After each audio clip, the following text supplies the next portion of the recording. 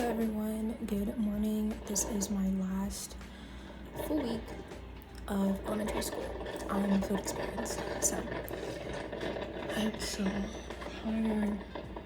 I got up at 5:42. I teach my opinion writing lessons this week, 3 lessons in a row. My teacher technically hasn't approved it, but to be fair, most of my teachers have never taught elementary school in their life, so I'm not really sure if their approval is needed. But anyways, I am making coffee, which is the sound that you hear. I have my heater on and I'm making coffee.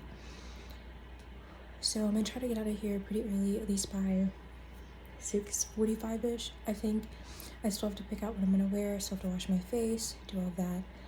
I'm with 4th graders. They are literally the sweetest little 4th graders ever. So yeah, I have to send like my slide and stuff to my teacher, but I'm gonna go ahead and get this day started. I do still live in the dorms, so now I am walking out of the dorms in order to be able to go to my elementary school. Normally I do try to drink my coffee before I leave, but that wasn't happening today. And I have to walk across a really large area.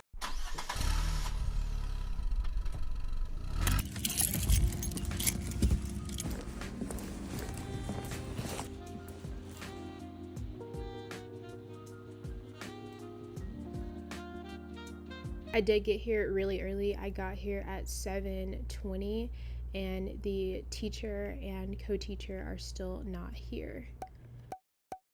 Now regular classes have started, and so I'm just getting to work on grading a bunch of papers. I grade a lot, almost 85 to 90% of the time. So I'm just grading over things, checking over things, and then every once in a while, some of the kids will come up to me and ask me a question. Their dwellings might be different from region to region. Yes, Jim? Next time, grab it before it leaves. Stick it back in there. Anything else? Okay. Well, but shelters would be different. Food might be different. Where they build might be different. Hunting styles might be different. What else could be different? Animals. Huh? All animals. Animals.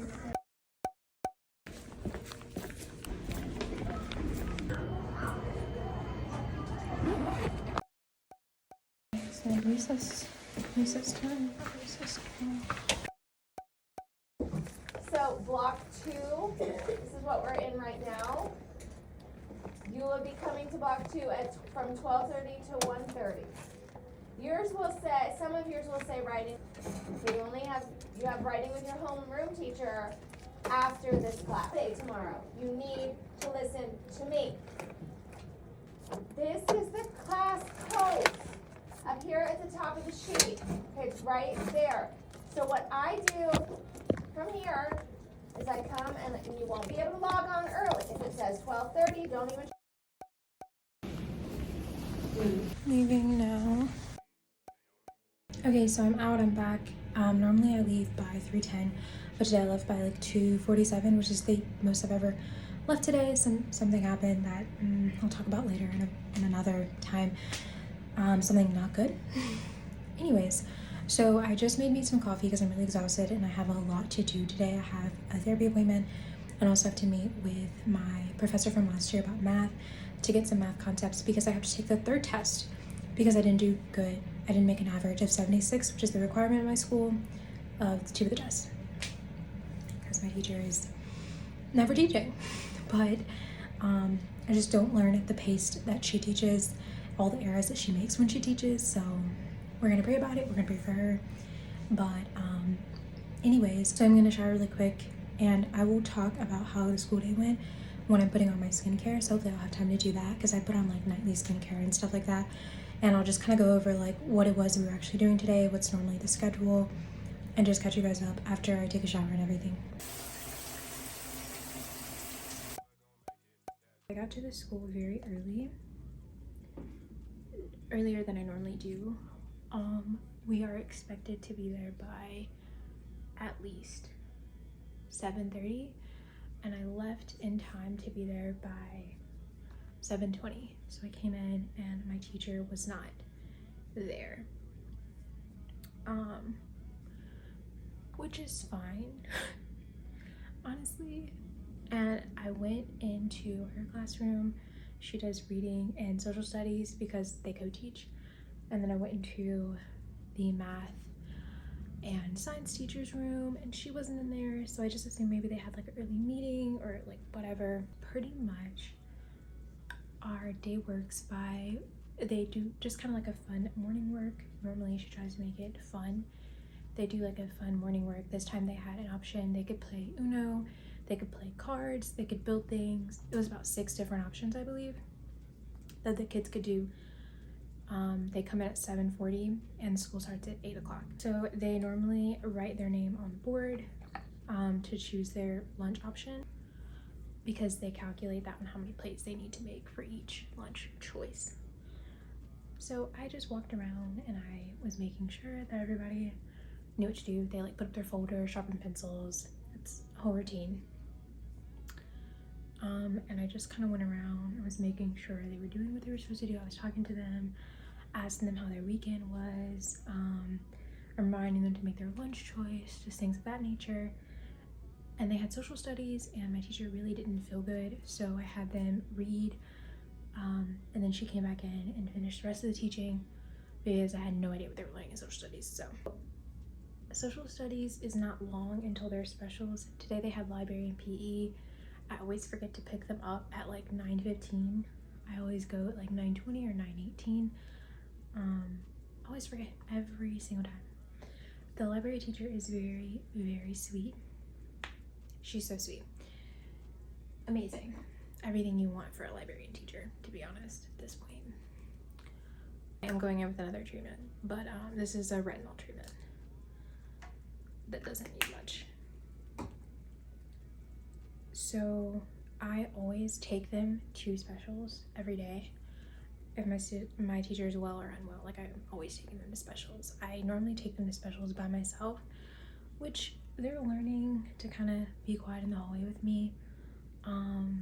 But yeah, I always take them to specials. I'm in a 4th grade classroom, if I didn't already say, and I take them to specials, and then I take them back to the classroom to get a snack before PE, drop off their books, and then they go back to specials, which is PE.